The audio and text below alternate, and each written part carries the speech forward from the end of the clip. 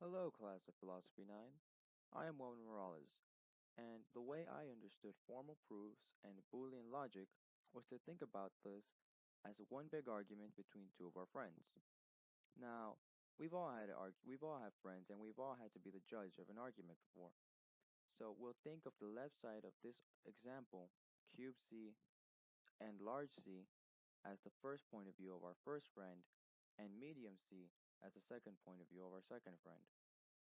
So, first of all, we have to look at each one of our friends' points of view to grasp the whole story.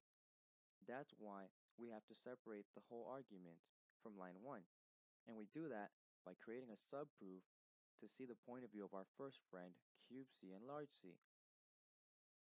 We do so, and we hear his point of view. His point of view is large C. That's part of his argument. And his conclusion is that of line 4, medium C or large C. Now, we notice that in line 3 we just have large C.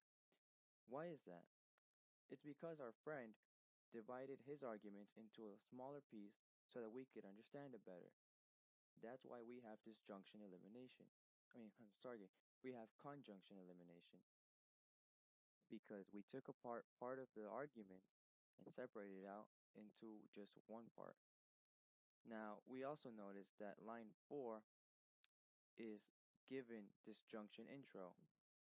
And we have disjunction intro because we use line 3, part of the argument of large C, and we add something that wasn't there before to it, which is medium C.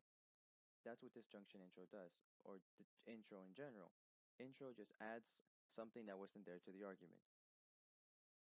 Now we listen to the second part of our argument, which is that of our second friend, medium C. And we see that medium C is the guilty one. Medium C has no option but to admit that he is at fault, and so his argument is medium C, disjunction large C.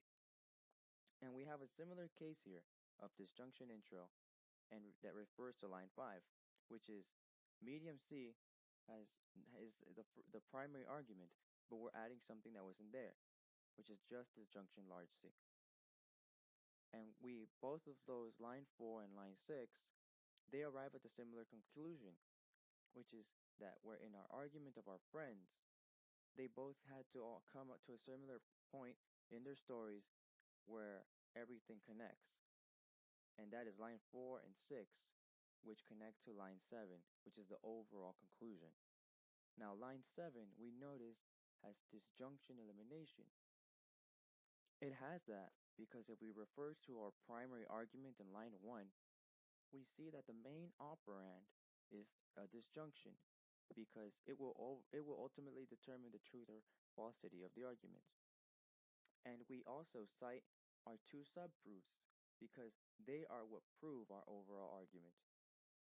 I hope this helped you guys out, and if you have any problems, think about Boolean logic and formal proofs as just arguments between two friends or between multiple friends. So the subproofs are their individual point of views, and they all have to come up to a similar conclusion that will in the end go up to an overall conclusion. Alright guys, hope it helps. And remember, as philosophers, all we know is we know nothing.